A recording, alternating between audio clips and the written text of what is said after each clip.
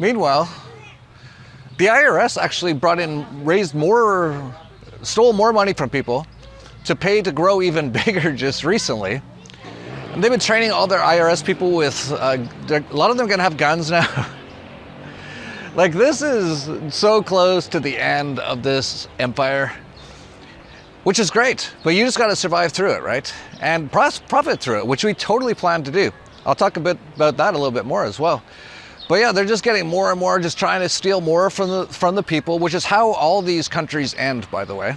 In history, that's always how it ends. They just try to take as much as they can near the end.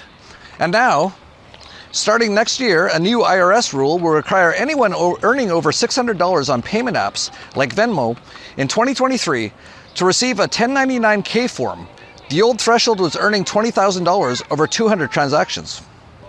Yeah, so now if your kid sells like some collectible for $600 on eBay and gets paid in Venmo or whatever it is, he's gonna be getting a government form and being taxed on it.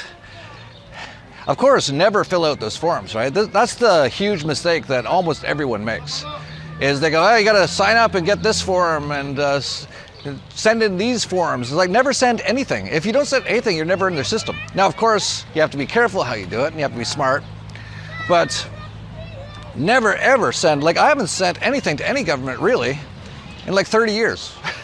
I did originally because I was young and stupid. And you know, my first job was working for a government job. I was like, well, the first real job was a city mail room employee for the city. So I had to get my socialist insecurity number in Canada and file my tax forms and all that kind of stuff. But if you go to the Canadian tax people and go, look up Jeff Berwick, they'll be like, well, we saw him do something in the 1980s. He paid something.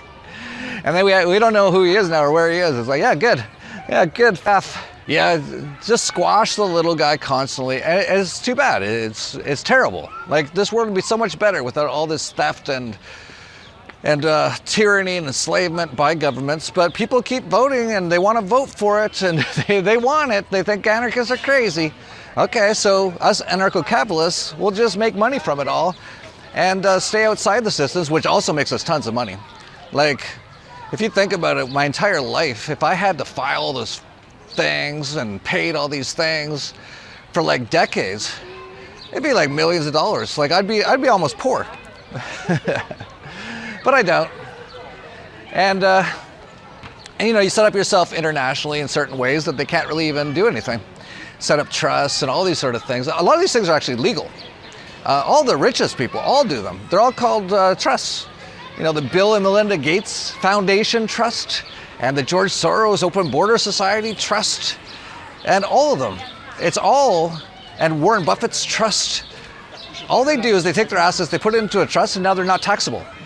and that's it. And they say it's for charity, and they all call themselves philanthropists as they try to kill everyone in the world, destroy everyone, destroy all the working sort of people for the most part, steal all their stuff. Yeah, it's a big club, and you ain't in it.